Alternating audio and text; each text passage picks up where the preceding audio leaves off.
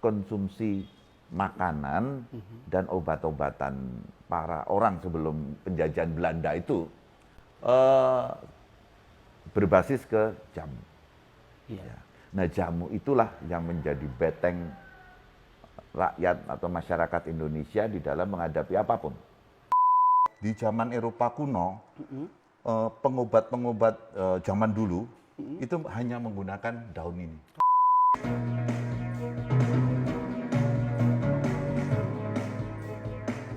Gambarin suasana apa, Be? Kalau biasa Babe munculin ini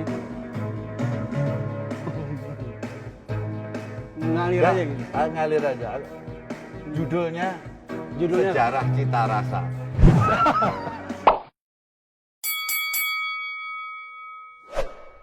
Babe Kutus-Kutus. Jos. Babe. Ya, Saya gimana? panggil Babe ya. Ya. Karena Pertama saya ingin ucapkan selamat datang di rooftopnya pabrik Kutus-Kutus ya. iya. Terima Dengan kasih Om. pemandangan yang luar biasa ya. Terima kasih Om. Terima kasih Babe. Masih pakai Om nih. Karena beliau Oke, ya. apa yang mungkin saya bisa jelaskan, bisa bantu untuk menginspirasi semua Tribuners. Itu dia Tribuners.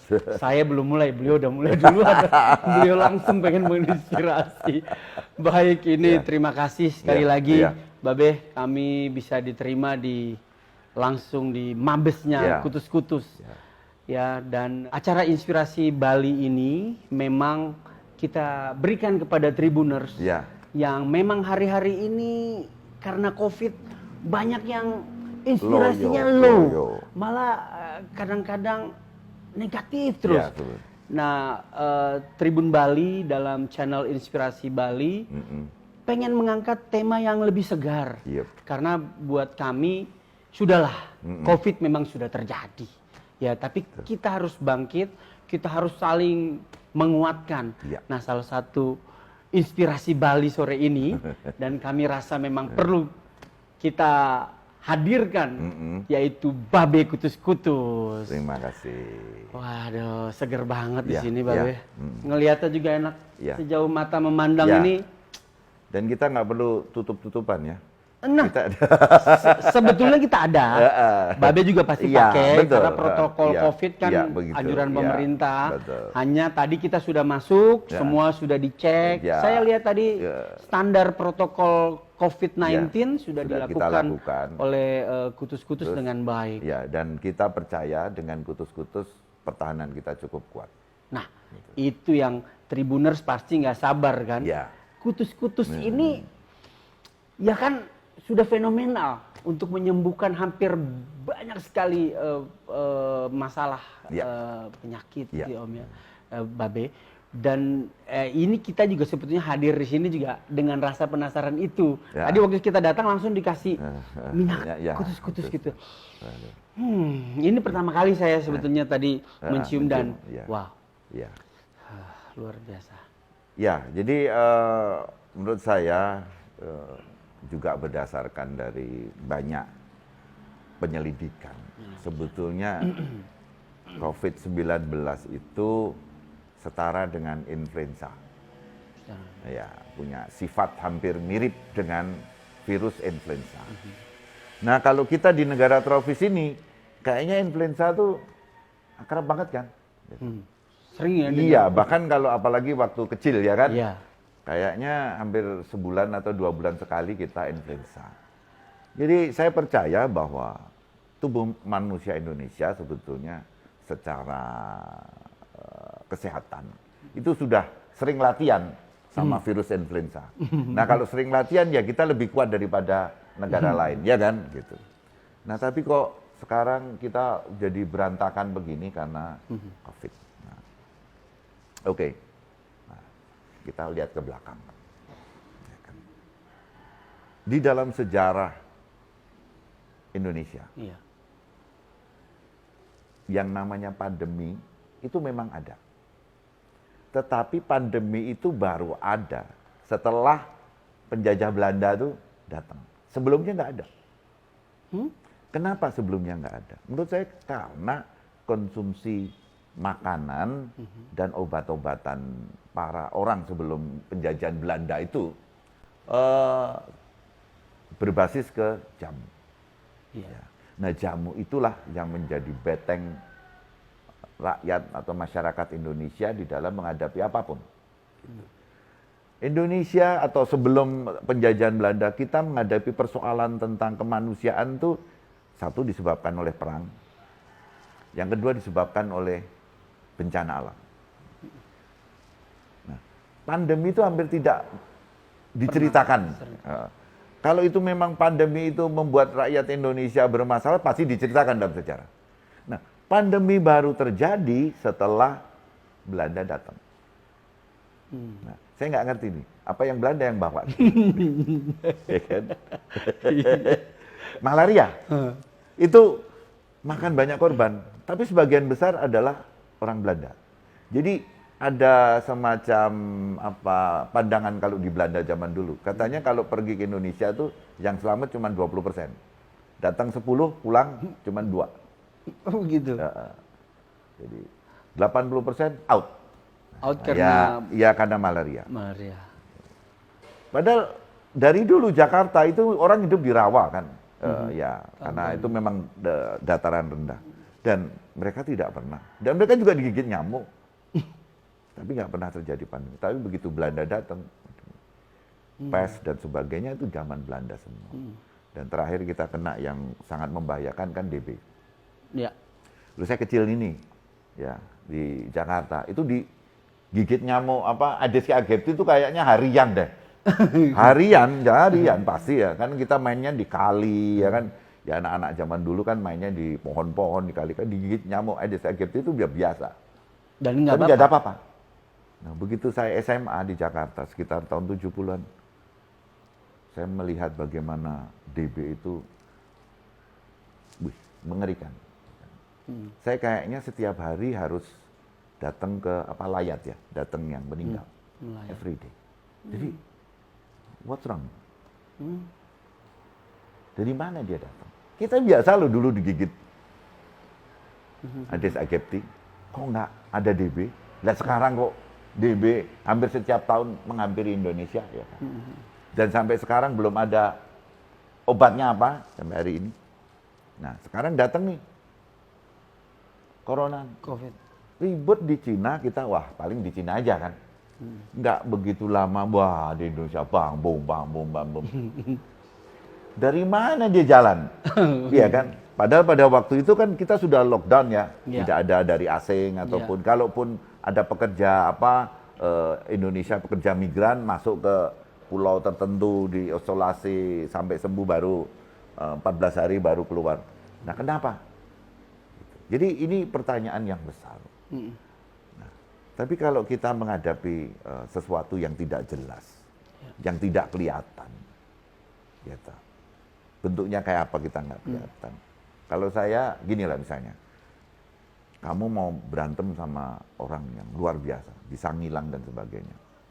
Sekarang saya tanya, kamu pilih baju besi, apa pilih latihan silat? Pilih baju besi aja. Baju besi. Ya teramate kamu. Musuhnya nggak kelihatan, kamu pakai baju besi. Iya kan? Kita harus latihan silat atau mempertahankan diri. Jangan kita pakai baju besi. Musuhnya nggak kelihatan, lu pakai baju besi. Dorong dari belakang, jatuh lu. Nah, jadi kita harus latihan silat. Artinya latihan mempertahankan diri menghadapi itu. Nah, ini salah satu menurut saya cara menghadapi pandemi corona adalah membuat badan kita menjadi siap menghadapi itu.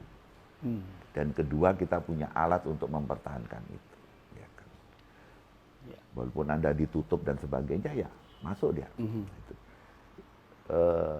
Dan pengalaman saya menghadapi penyakit-penyakit yang seperti itu, kalau saya ya, apalagi sekarang, ya ini, minyak saya ini. Minyak kutus-kutus, setiap hari saya taruh di lubang hidung, di telapak tangan, dan di dada. Berangkat kantor, tengah hari habis makan, sore hari mau pulang, terus malam hari mau tidur, selesai. 3 kali sehari. 3 kali. Ya kalau bisa punggung juga kalau malam mau tidur. Jadi kita memberikan apa namanya, kalau percaya ya. Iya. Nggak percaya juga nggak apa-apa sih. Percaya. Jadi seperti itu. Jadi percuma Iya. kita pakai baju besi kalau pertahanan tubuh kita tidak kuat. Makan yang benar, tidur yang benar. Ya kalau memang nggak harus kumpul-kumpul ya udahlah, nggak apa-apa lah. Iya. Nah udah. Kalau pertahanan kita kuat sudahlah. Percaya saya, kita Iya. bisa lolos gitu loh, dari pandemi corona. Nah itu ini menghadapi pandemi ya. Iya. Ini bukan iklan ya, ini hanya anjuran. Anjuran ya. Anjuran. Kalau nggak diikutin awas. Ya kan, nih gitu ya. Jadi kita punya kutus-kutus, kenapa kita ribut-ribut yang lain? Nungguin sampai apa namanya vaksin dan sebagainya dan sebagainya. Gitu. Nggak perlu. Memperkuat diri. Ya, memperkuat diri dengan cara masing-masing. Iya. Sama mental. Mental tidak takut, mental optimis, dan mental berani. Iya. Ya kan. Nyawa dicabut itu bukan karena pandemi corona, karena Tuhan yang di atas. Betul. Kita harus sikap seperti itu.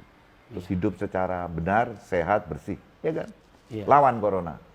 Dari diri sendiri. Nggak minta pemerintah sumbangan OO, sumbangan UU. Ya kan? Ngapain? Ya tuh. Pemerintah habis 800 triliun untuk ini. Sayang kan duit sebesar itu. Coba bagiin saya, ya kan? 1 triliun aja. Wah, tak bikinin macam-macam. Jadi kita ada semacam agak kesalahan bahwa apapun yang terjadi di dalam diri kita, kita selalu minta sama pemerintah untuk menolongnya. Nggak bisa. Masyarakat harus dengan kemampuannya sendiri mengatasi. Dan saya percaya masyarakat Indonesia mampu. Ini dia Tribuners. Nah, ini kita sudah masuk ke pabrik. Ini gudang yang barang yang siap berangkat. Sekarang kita lihat ke tempat persiapan bahan dulu. Jadi sebelum dimasak, ini kita persiapkan bahan. Ya, di tempat persiapan bahan. Ada 49 bahan, tapi ini sebagai contoh aja ya. Iya. Sebabnya kalau kita liatin semua nanti tahu-tahu ada yang nyontoh. Betul. Betul, Bah. Dicatat sama dia. Benar. Jadi ada yang kita sebut rempah-rempah. Iya. Nah ini rempah-rempah. Nah, ini rempah-rempah. Ini ada Ini cengkeh, ada Iya. bunga lawang, ini kapulaga, ya kan. Ini kayu manis, ya. ini kayu secang. Nah, Secang. tapi kita juga pakai dedaunan, ya kan.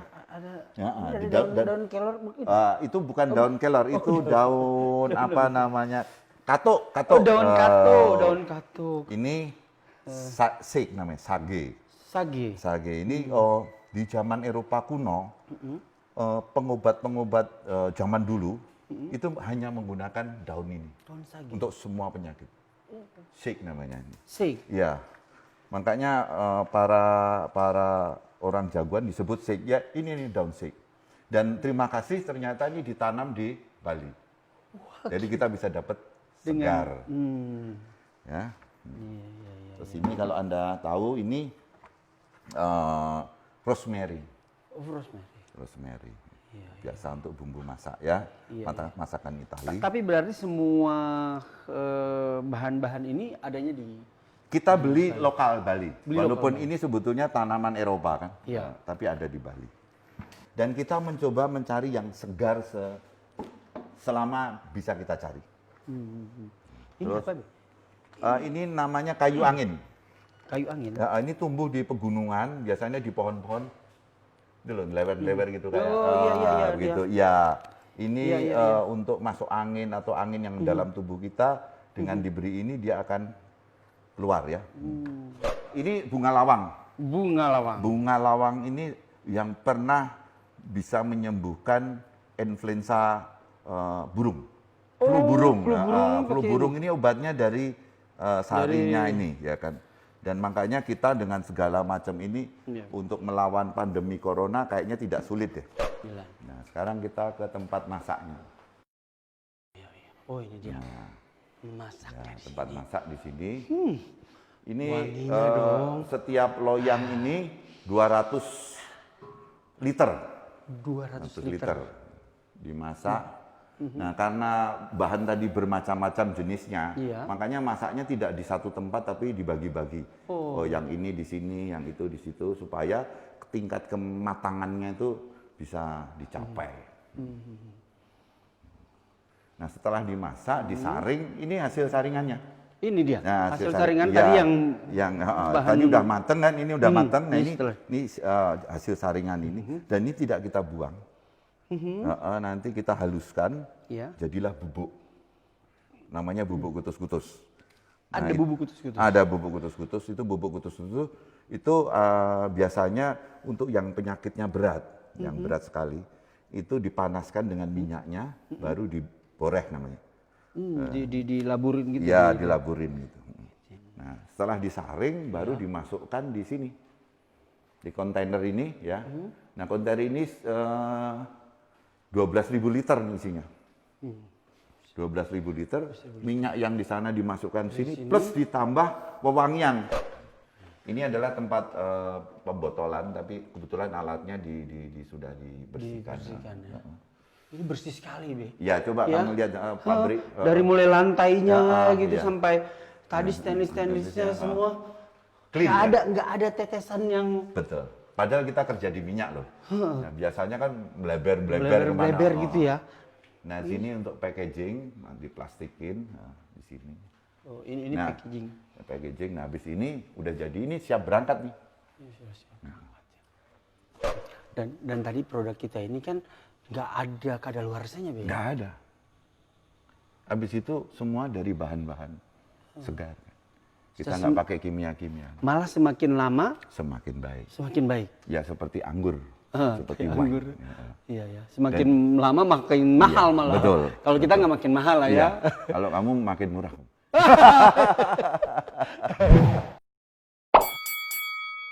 Mai, mulai. Baca berita selengkapnya di www.tribunbali.com. Baca juga koran Tribun Bali. Dan jangan lupa follow, like, komen, dan share Facebook, Instagram, dan YouTube Tribun Bali.